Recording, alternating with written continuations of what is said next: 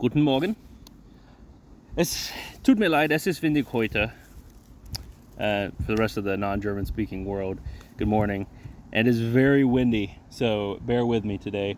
The entire Air Force seems to be flying overhead, and the wind is conspiring to make this video difficult. But we're gonna go for it anyways. We're gonna do our best. So, you guys are familiar with the Recon 1 Tanto. I've done a video on it previously. It is absolutely flawless, and I have no critiques of merit. This is the knife that the Recon Tanto replaced. It's just the standard K-bar. This one has the synthetic handle, the rubber handle.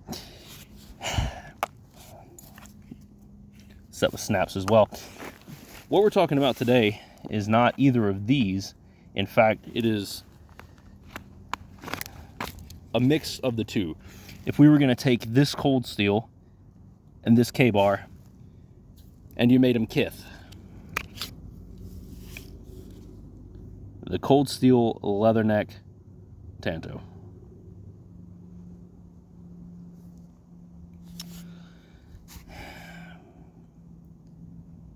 Keep this as short as we can.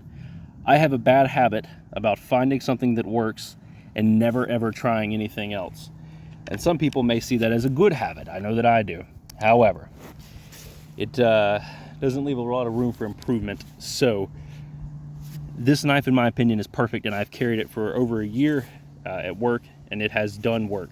Watch my knife review to get a better idea of what I'm talking about. It is November of 2025, so I'm going to switch over to this guy, and I'm going to carry it for about a year or so, and we'll see how it holds up to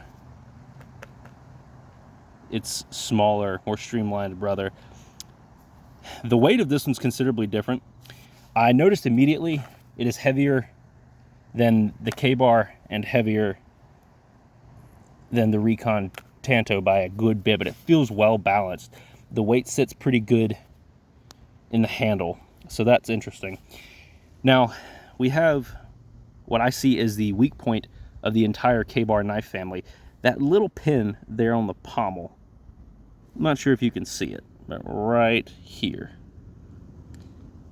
If you ever watch a knife review of a K-bar or K-bar style knife, whenever they break or whenever they fail from batoning or throwing or whatever, which is not what the knife is intended for, they break right there. I don't do those things with them. I use the knives for their intended purpose, for cutting or for poking a hole in something, that needs a hole poked in it.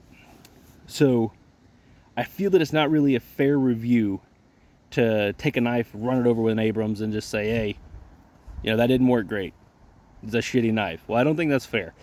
So I use knives the way they are intended to be used. So if you watch a knife review of mine, two things. One, the knife is going to be used. It is not going to have an easy life. It is going to have a full service life. I'm no Joe X. I'm not going to destroy it unless it is destroyed in the process of normal use or it suffers some catastrophic failure. I'm not going to deliberately beat it against a metal pole until it breaks. That works great for Joe X, and I'm glad that we know the limits of those knives, so he is doing the Lord's work out there. However, I have no desire to test a knife in that way. I want to know how it actually performs at its intended function, not as a grappling hook or a baby bottle. I want to know, how does it perform as a knife? So starting today, we will be putting this Leatherneck Tanto on duty. It's going to take the exact same place as this one, and we will see how she ages. We'll probably do a 6-month and then a 1-year review. We've got essentially the same We've got essentially the same sheath setup. However, the snaps on this are absolutely gargantuan. No idea what happened there. Ordered for color difference, ended up, I'm not even sure. Those are so much wider. All the same. So,